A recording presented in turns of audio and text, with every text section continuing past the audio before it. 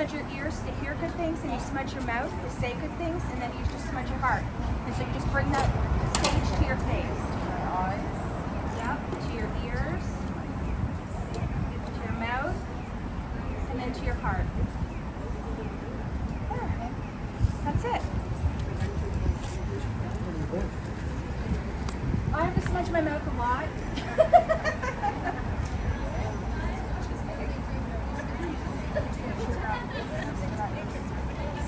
There you go. Yes, yes.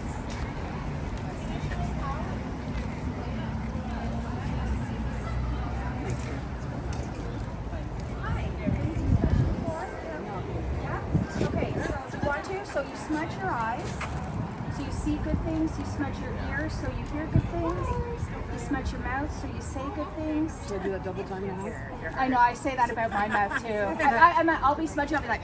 Is anybody interested in to smudge, or learn how to smudge, or know what it's all about? Okay. Okay, so this is white sage. This is very ceremonial to Indigenous people when you smudge. Bring that sage to you. Well, that's good. This is maybe like all sage, and then we got a good.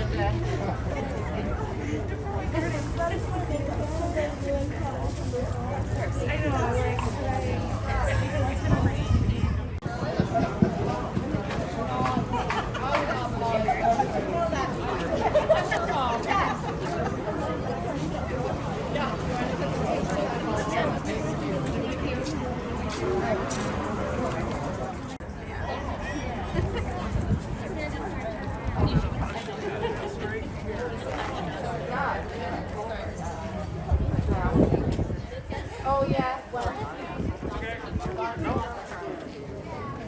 you want to start off with this? So we. So you want to do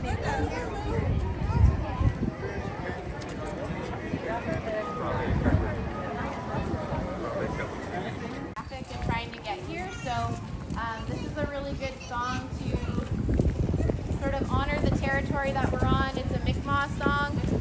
My elder Wanda Wiper taught it to me, and so this is the Gwendo Day welcoming.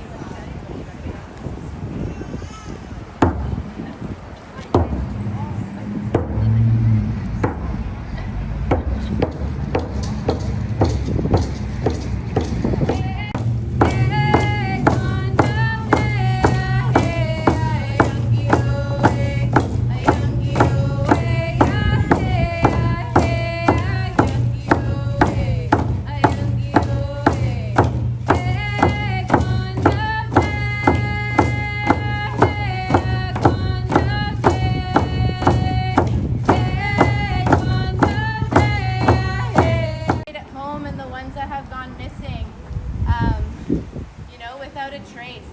And so they share those stories, those survivors. So when we come together in September to honor those survivors, we also acknowledge those ones that never made it home, right? And so the Indigenous community, this is no surprise to us, right? And so for a lot of Canadians, it is a surprise, right? And it's heartbreaking. And so we have to honor every time that the news breaks about, graves found. We have to honor those Benojiots, right? And so coming together as a community is really important, and educating each other is extremely important because we have to listen to understand, right?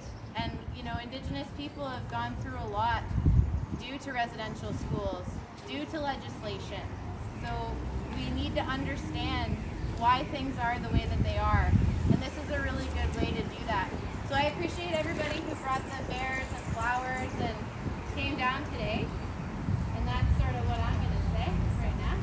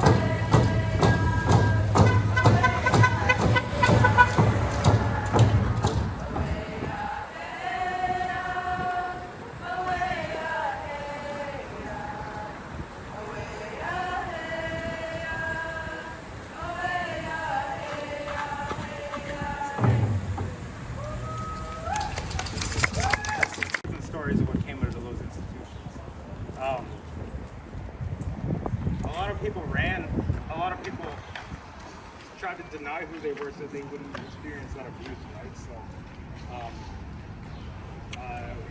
why we're here is basically, to honor the truth, honor the children, and honor those ancestors that experienced that.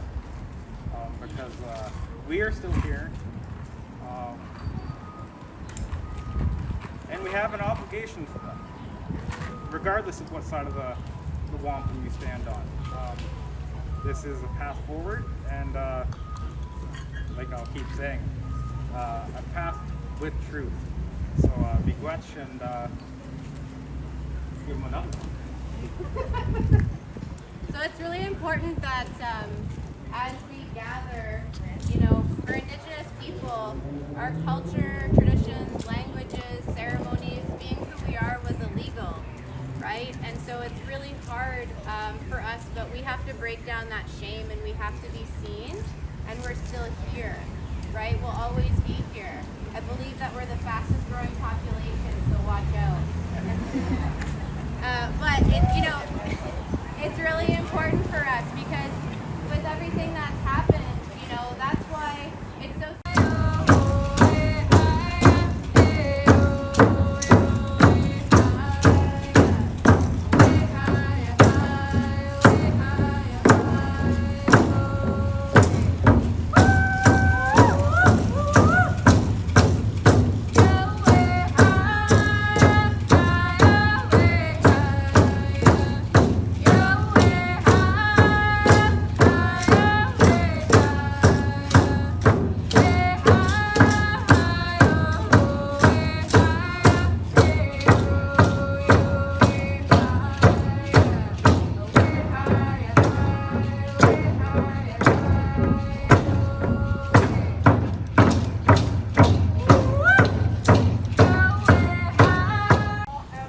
Cobourg here, and I grew up here in this area. And when Zingwan Vanessa was speaking, all I could think of was going to high school here, being here in Cobourg.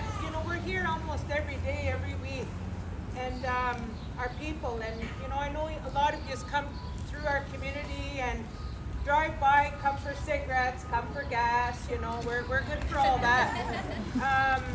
But I was really thinking hard. I have a picture of my grandfather and my uncle, and it was about 1952, and they just got out of jail, and they had their army, kind of like, it looked like very army clothing on, and they were arrested for being in Cobourg here over the time.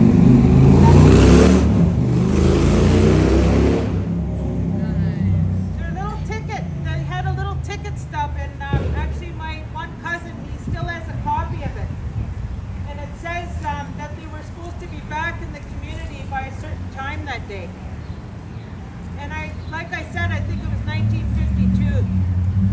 So for any of you that are older and got this colored hair that's coming on, that's new in style now, by the way, you remember that time. Like, that's not that long ago, when our people couldn't even come into town.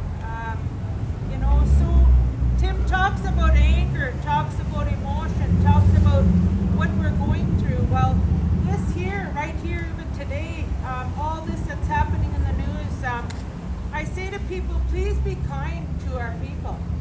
Even more, be kind, because we're hurting right now. We're struggling with seeing this in the news. Like, if it's hurting you, and it's affecting you, and it's bothering you, imagine what it's doing to our people. Imagine what it's doing to our elders, to our grandmothers, our grandparents. We have parents, and I see you here with your little ones, and I commend you for educating your children and for putting orange shirts on your children. Like miigwech for doing that and being partners with us. Because this is what it's about. We got to educate one another and be together and learn about each other and build those relations. Our prophecies, our teachers, our elders talk about the things now. We're in this fire, this generation, that we have to do this work together. And I think if nothing has stirred us up is COVID. Well, now we're finding little babies, unmarked graves. So I don't know what else has to happen, to start working together and learning about each other, learning about it. These ways here, as you know, these songs, we gift them to you too, to help you. You know, that's how kind our people are. As mad and angry and as upset as we are, we still would say we love you. Because that's how kind our people are. We would still say, excuse me, and I'll let you in the store first. We would still hold the door open for you in Cobourg at a grocery store.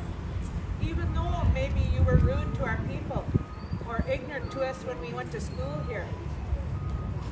You know, look hard at us when we're walking into a place. I remember going to the stores here and people would always think that we were stealing, that we were thieves. And, you know, so we have to overcome all that somehow, the myths that are out there, the stories, and get educated. And I'm just going to say, please don't come and start asking all us questions and ask us what you can do. Please do it among yourselves. Like, go and get educated yourselves. Google your days away on the information that's out there. Your libraries, there's lots of information. Because we're hurting right now and we need all the help and support we can get. We got you.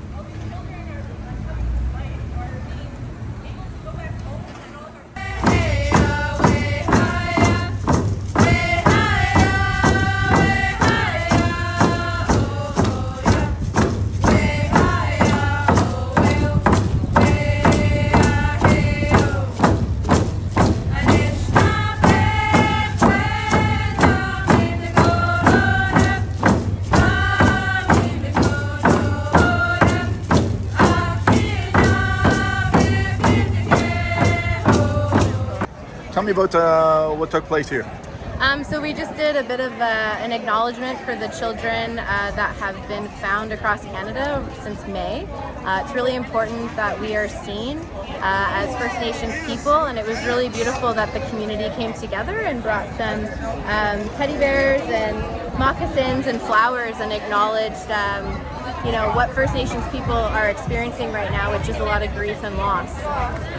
I've been to, I was at Alderville today, and the one thing that resonates, I think, from what people are saying from Chief Jim Bob Marsden, Chief Mowat, is education. Education is really important. I think most Canadians should be angered at the fact that they never got taught the true history, right? And so that's really important, and I ask all Canadians to do their own research and to find out what took place and what was hidden, and that you should get angry about that. What do you think about this today, all these people? I thought it was really beautiful. You know, my family grew up in Cobourg. They grew up off reserve, and so it's the stories that I've heard were not good ones here from my parents, my uncles, my aunties, and so it was really beautiful to see acceptance and to see solidarity, you know, with our culture and our traditions, and that people want to learn. From, I'm not going to say the tragedies because it's worse than that, but I mean, and I don't want to say is there light at the end of the tunnel because that's not the proper word either, but I mean, is there hope after what's been discovered about the graves and that? Like, do we see the acknowledgement finally trying to get through? Has Canada woken up? I guess that's the best way to put it. Has Canada, do you feel that Canada has awakened now as a result of these past month or months? I think that, you know, when people find out that, you know, there's mass graves of children, they react differently. And, you know, when we celebrate our survivors every September and we acknowledge, you know, that they came home, we always acknowledge the ones that went missing, the children that never made it home. And so as Indigenous people, we've always known that. And I think for us, at least for me, I can't speak for all Indigenous people, but for myself, we've known these things. And so for us, it's nobody listened to us. Nobody's listening. So when will Canadians start to listen? Are they now? I would say that, from my experience today in the past couple of weeks, I've seen a lot of really beautiful things. And I think that needs to keep going, and I think Canadians need to make a commitment to First Nations people. Well, Council Adam Bureau, can you tell us your thoughts on today's ceremony? Today's ceremony to me is so important to create awareness of what happened to the Indigenous children in the past, and we have to create awareness in order to treat everybody as equal. And Canada Day, having this ceremony on Canada Day, is such a good representation of creating awareness that all of Canada has to be treated equal. And this is why it's so important for these kind of vigils in order to share with the world that we need to do something and make a change.